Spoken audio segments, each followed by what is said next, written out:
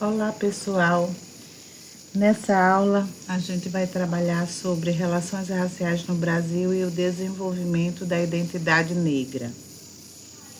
Essa aula está baseada nos artigos Relações Raciais no Brasil e a Construção da Identidade da Pessoa Negra, de Márcia Pinto e Ricardo Ferreira, e também no artigo alguns termos e conceitos presentes no debate sobre relações raciais no Brasil, uma breve discussão da Nilma Lino Gomes.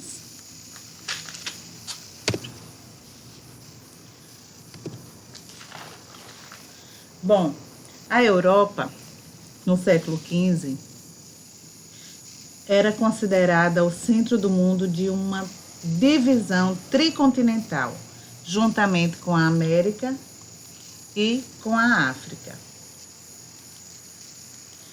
O sequestro de homens, mulheres e crianças do continente africano e a sua chegada na costa brasileira foram no intuito de servirem como mão de obra escrava. Aqui eles eram obrigados a se batizarem, recebiam um nome português. Muitos se recusavam a serem batizados e se jogavam ao mar. O Brasil passava por um processo de povoamento e exploração por sua metrópole, Portugal. Na escravidão, o africano ocupava lugar central no processo produtivo e por mais de 3 séculos foi considerado como uma mercadoria. Aqui vocês veem um anúncio de jornal onde se vendia uma mulher preta e dava aqui as características de onde comprá-la, né, para que ela servia, enfim. Então, o negro servia de moeda de troca e, ao mesmo tempo, era a principal força motriz do sistema econômico. O total de africanos desembarcados no Brasil na época da escravidão oscilou entre 3,5 e 4 milhões de homens escravizados. Então, o africano escravizado era considerado como um objeto, uma máquina de trabalho e produto mercantil de grande valor colonial. Desprovido de condição humana, era tratado sem a menor preocupação com as condições de saúde e de sobrevivência, desde seu transporte da África até seu uso intensivo na exploração colonial. Segundo Chiava Neto, o sistema escravocrata nas Américas foi inovador em termos de bárbaro e degradação humana. O escravo servia de mão de obra, era obrigado a fazer tudo o que lhe era ordenado e sofria castigos terríveis. A bárbara na época da escravidão era realmente extrema. O Brasil foi o pior país em termos de bárbaro. Então, o Brasil foi o último país a abolir a escravatura. A Lei Áurea, assinada pela Princesa Isabel, teve origem nas manifestações de escravos e nas lutas abolicionistas, porém sem nenhum projeto, nenhuma política pública voltada para a inserção dos ex-escravos na sociedade, que foram largados à própria sorte. O movimento abolicionista fazia diversas ações e se utilizava de várias estratégias, como a dança do jongo, que era uma ação em que eles passavam informações uns para os outros das fugas que iriam ser realizadas. Isso fazia com que os senhores de escravos não percebessem o que eles estavam estrategicamente se articulando. Com a abolição da escravatura, ocorrem muitas mudanças sociais e nas relações de trabalho. Esse cenário vai inaugurar o período republicano. O escravo transforma-se em negro livre e assalariado. Vende sua força de trabalho conforme as regras da nova ordem competitiva que se instaurava. Bom, isso em tese é o que a história oficial aponta.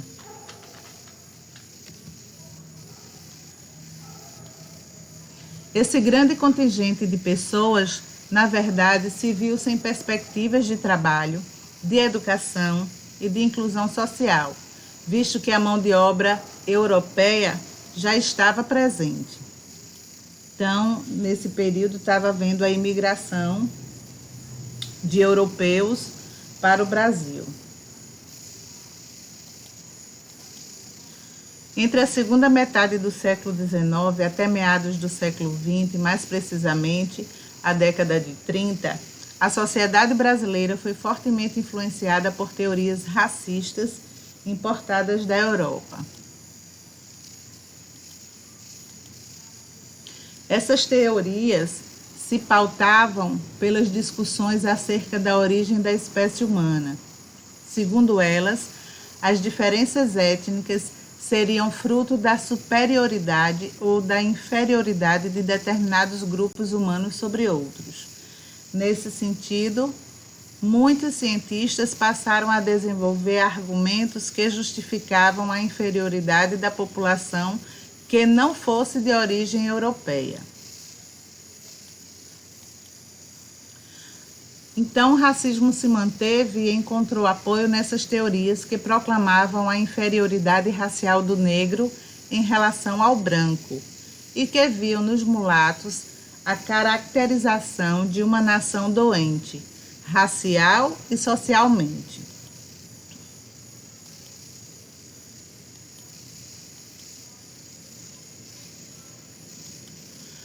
Bom, Nina Rodrigues, então, vai inaugurar o racismo no Brasil.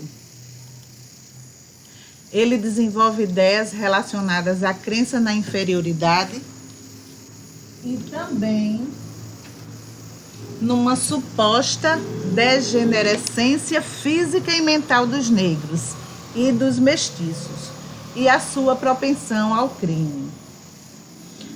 Então, as figuras influentes do Brasil, elas começaram a exigir uma resolução dessa questão, que envolvia a composição social. A partir da formação da República, a elite dominante no Brasil procurava um caminho para definir uma identidade nacional para se constituir enquanto nação.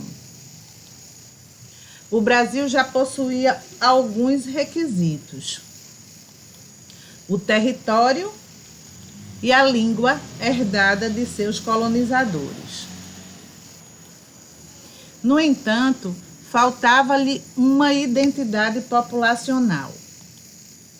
Era difícil encontrar uma forma de incluir a população de ex-escravos na constituição da nacionalidade e da identidade brasileira. As conclusões acerca da inferioridade racial ainda marcavam muito o pensamento da época.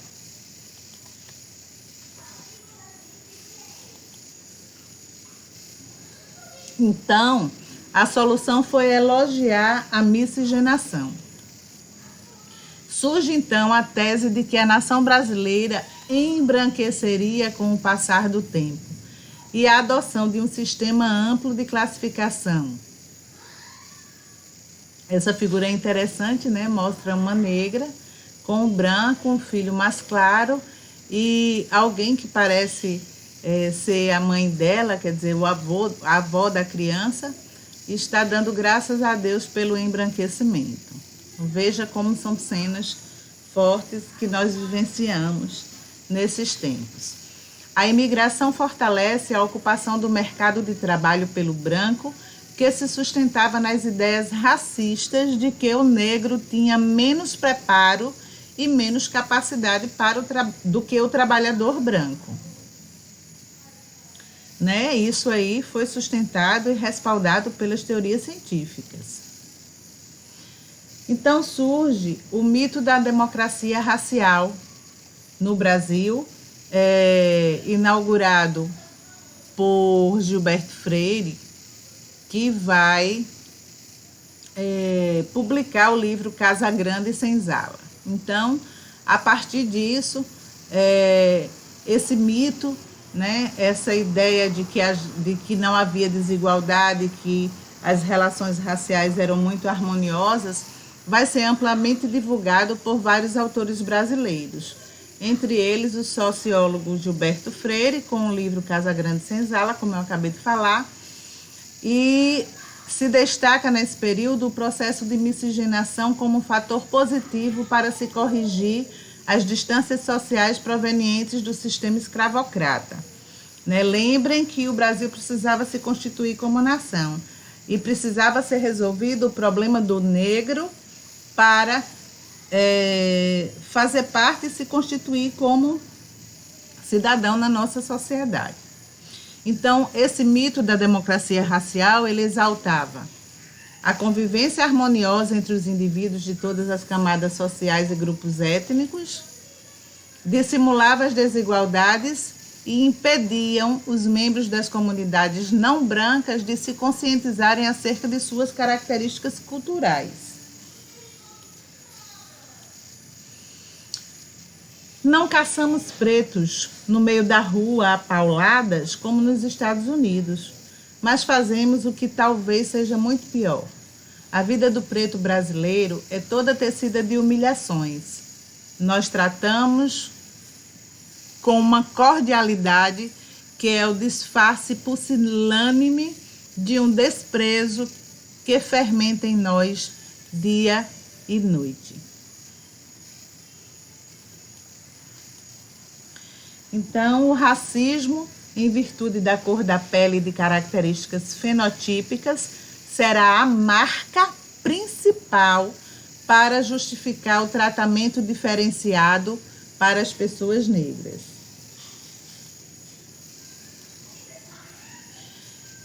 Denominamos os preconceitos raciais, tá? De marca, que é o que ocorre frequentemente no Brasil. Ele está associado ao preconceito de cor e em relação ao fenótipo, ou seja, as características físicas tomando como pretexto os traços físicos, a fisionomia.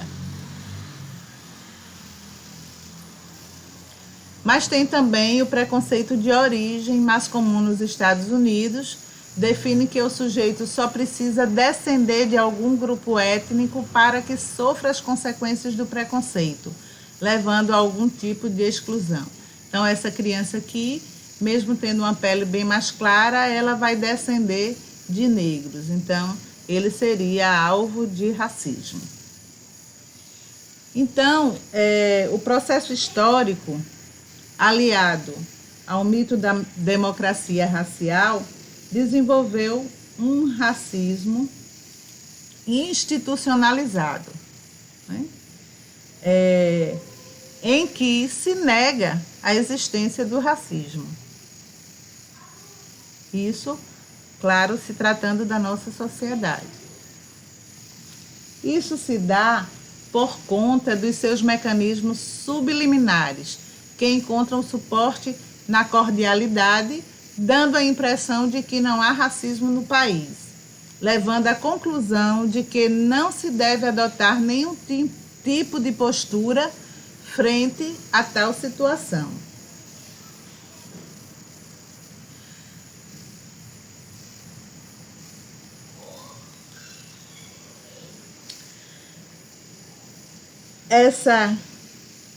Esse racismo, né, que é mascarado, que é disfarçado, ele vai ser expressado através de brincadeiras, de piadas, uso de termos que leva ao embranquecimento ou que são usados de forma pejorativa e associam a imagem do negro ao que é ruim, ao que é difícil ou ao que não presta.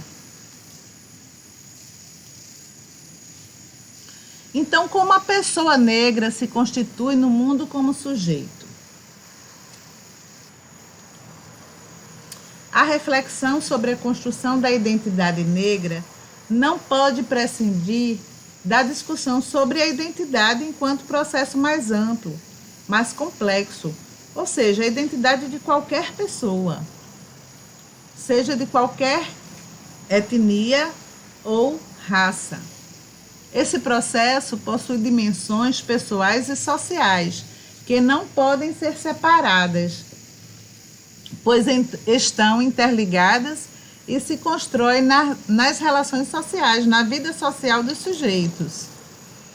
Enquanto sujeitos sociais, é no âmbito da cultura e da história que definimos as identidades sociais, todas elas, e não apenas a identidade racial, mas também as identidades de gênero, sexuais, de nacionalidade, de classe, etc. Essas múltiplas e distintas identidades constituem os sujeitos, na medida em que estes são interpelados a partir de diferentes situações, instituições ou agrupamentos sociais.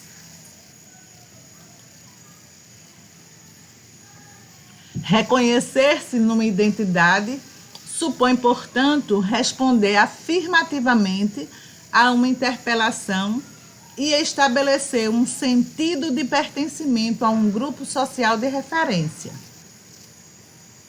Assim, como em outros processos identitários, a identidade negra se constrói gradativamente num movimento que envolve inúmeras variáveis, causas e efeitos, desde as primeiras relações estabelecidas no grupo social mais íntimo, que é a família, no qual os contatos pessoais se estabelecem permeados de sanções e afetividades e onde se elaboram os primeiros ensaios de uma futura visão de mundo. Geralmente, este processo se inicia na família e vai criando ramificações e desdobramentos a partir das outras relações que o sujeito estabelece. A identidade negra é entendida aqui como uma construção social, histórica, cultural e plural. Implica a construção do olhar de um grupo étnico-racial ou de sujeitos que pertencem a um mesmo grupo étnico-racial sobre si mesmos a partir da sua relação com o outro. A identidade não é algo inato. Ela se refere a um modo de ser no mundo e com os outros. A categoria identidade, além de pessoal, é fundamentalmente social e política. É uma referência em torno da qual o indivíduo se autorreconhece e se constitui. Está em constante transformação e é construída a partir das relações que ele estabelece consigo mesmo, com o outro e com o ambiente à sua volta. Indica traços culturais que se expressam através de práticas linguísticas, festivas, de rituais, religiosas, alimentares e tradicionais.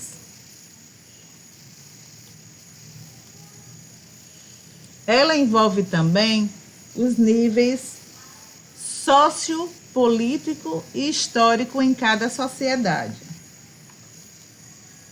Assim, a identidade vista de uma forma mais ampla é genérica. E genérica é invocada quando um grupo reivindica maior visibilidade social face ao apagamento a que foi historicamente submetido. A categoria identidade é efetivamente importante para compreendermos como o indivíduo se constitui, como influencia sua autoestima e a sua maneira de existir.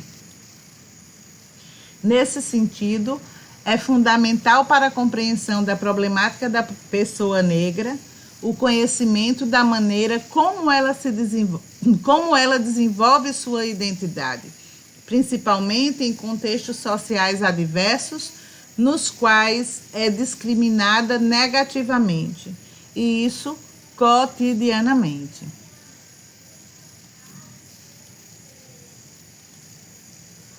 Ao negro sempre recai um olhar que lembra que ele é negro, isto é, o fato de ser negro nunca é esquecido e todas as suas inúmeras outras características são postas de lado diante da lembrança de sua pertença racial. Ele é, antes de tudo, negro. Qualquer coisa que faça está vigiada pelo fato de ser negro. Um olhar desse nunca recai sobre uma pessoa branca. A maioria da população brasileira, negra e branca, introjetou o ideal do branqueamento. Então, é por isso que muitas mulheres buscam alisar o cabelo, né? Buscar esse ser branco como ideal. Esse ideal, inconscientemente, interfere no processo de construção da identidade da pessoa negra, pois o sentimento de solidariedade e pertencimento de grupo entre a população negra acaba por se enfraquecer. Óbvio, se eu não tenho referências positivas, né, para me identificar como negro, eu vou enfraquecer minha cultura, eu vou enfraquecer o meu povo, né?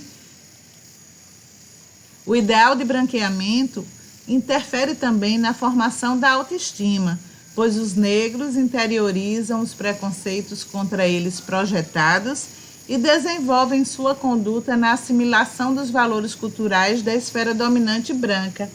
Obviamente, depois de ter sua identidade negativada, o tempo inteiro, cotidianamente, em todas as relações que as pessoas negras vivenciam, né? Obviamente isso há de afetar sua autoestima. As teorias racistas, agregadas à historicidade das relações raciais no Brasil, desenvolvem a perspectiva que prima pela exclusão e trata as diferenças como deficiências. Prejudica a construção de uma identidade baseada na negritude, já que todos sonham desenvolver um dia uma identidade branca, por julgarem-na superior. Na construção da identidade da pessoa negra, o caminho que se percorre na busca dessa identificação é marcado por inúmeras contradições e opressões sofridas internamente pelo indivíduo, que acaba por se impor uma regra básica, a negação de si próprio, de sua cor e, por conseguinte, das suas características fenotípicas.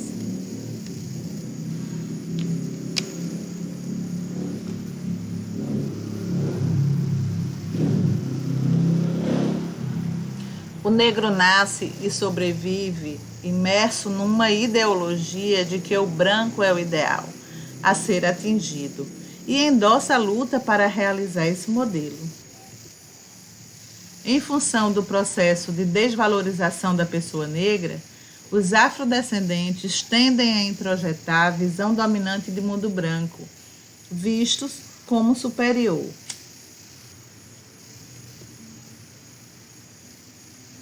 Em decorrência, tendem a desvalorizar o mundo negro ou assumirem como insignificante para suas vidas o fato de serem afrodescendentes. Então, muitas vezes as pessoas questionam, né? Mas aquele negro, ele é racista, ou ele, né, busca o embranquecimento, e coloca isso de uma forma como um julgamento para aquela pessoa, né? Como se estivesse julgando ela, que ela está errada. Mas precisamos entender que o racismo, enquanto estrutura da nossa sociedade, ele vai justamente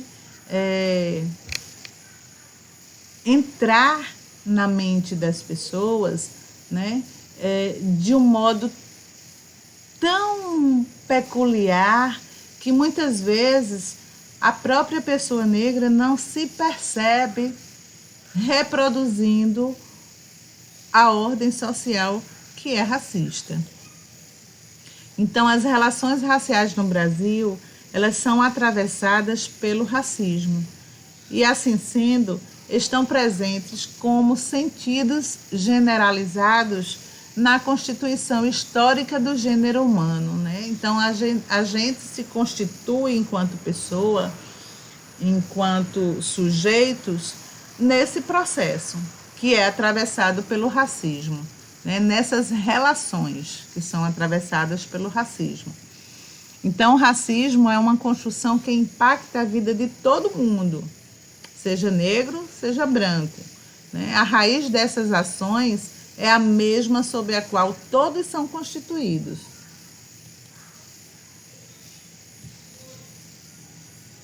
As relações raciais da atualidade trazem como herança esses significados universalizantes. O negro ainda aparece como representante de uma coletividade marcada por atributos negativos. Generalizações atribuídas acerca de sua identidade culminam numa igualdade pela negatividade atribuída ao grupo negro e diferente em relação ao padrão normativo do branco. Esse padrão identitário, posto e reposto continuamente, mediante os mecanismos ideológicos, impedem a transformação da identidade das pessoas negras no sentido de se contrapor às práticas e mitos racistas e preconceituosos. Então, obviamente, o próprio negro ele não vai ter condições de argumentar e se contrapor a esse contexto racista, porque a gente acaba naturalizando o racismo, né? Normalizando. A gente conversou um pouquinho sobre isso na nossa roda de conversa. Então, será que na escola estamos atentos a essa questão? Será que incorporamos essa realidade de maneira séria e responsável quando discutimos nos processos de formação de professores sobre a importância da diversidade cultural?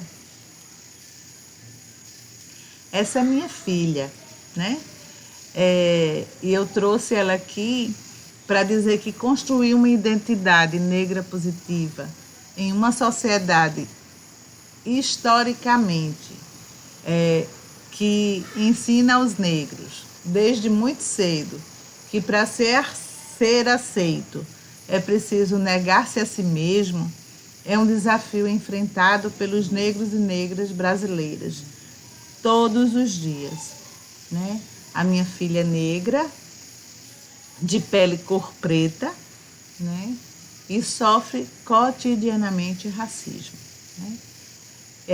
Então, por mais que eu use, e na próxima roda de conversa eu vou mostrar para vocês, hoje a gente já consegue encontrar muitos livros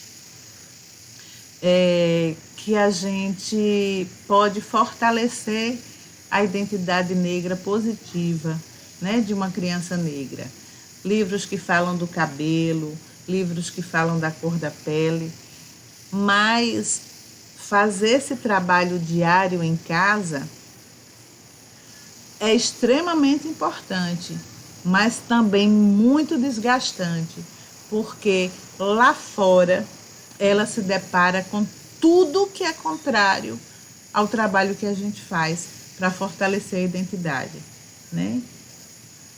Vocês sabem disso muito bem. Então, o racismo existe e deve ser enfrentado e eliminado. É de fundamental importância construir estratégias, ações e conhecimentos acerca do impacto do racismo na construção da identidade das pessoas negras no Brasil. Esse enfrentamento é primordial para se construir uma sociedade equânime e que tenha como princípio norteador o respeito à dignidade humana e o exercício pleno da cidadania.